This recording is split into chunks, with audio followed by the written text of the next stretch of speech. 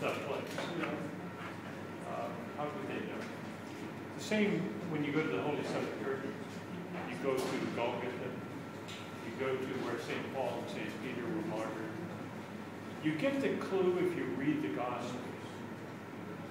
The women who came to Jerusalem with Jesus. By the way, this would be worth a business school dissertation. I think the women funded Jesus' last trip because the treasurer of Herod the Tetrarch named Joanna was one of the women. Actually, that's not an original idea with me. That's Marshall, great scholar at Aberdeen, who felt that that last trip to Jerusalem, which included women on the journey, women didn't usually travel in the East like this. That Joanna and the women actually funded the men and paid for the trip to Jerusalem out of public funds. How do you like that? That's pretty cool. And when the men all forsook him and fled because of the cross, the women spied out everything. They went and prepared spices. They knew where the tomb was. They took care of it. They were first there in the morning. They knew exactly where to go. Well, when you go around the Middle East, you realize that's how it happened everywhere.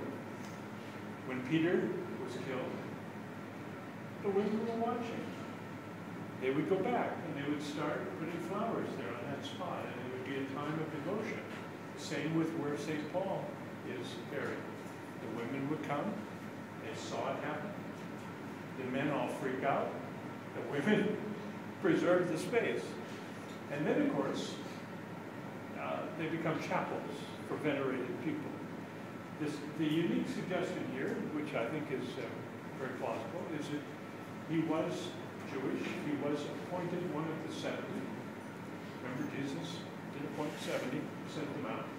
So he may have had a pre-crucifixion appointment from Jesus to be a leader here.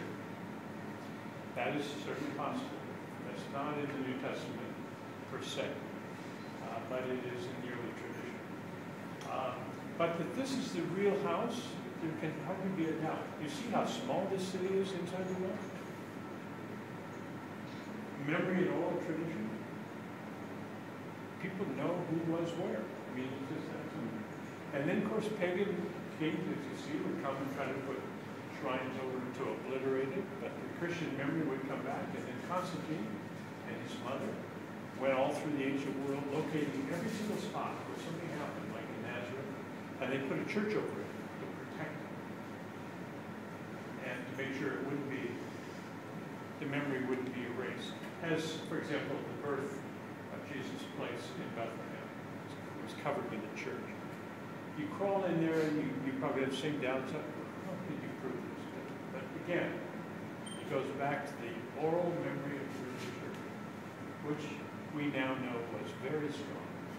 And I trust these memories, and I don't think the early church invented these stories, honestly. I think the Holy Spirit helped them to remember the stories. So this little space is where Paul met Ananias. Didn't look like this, of course. It wasn't a chapel, it was a house.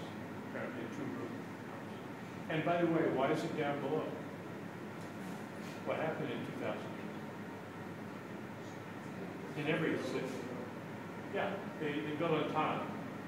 And sometimes they even fill in the basements and just build using the same stones to keep going up. So, welcome to Ananias' house.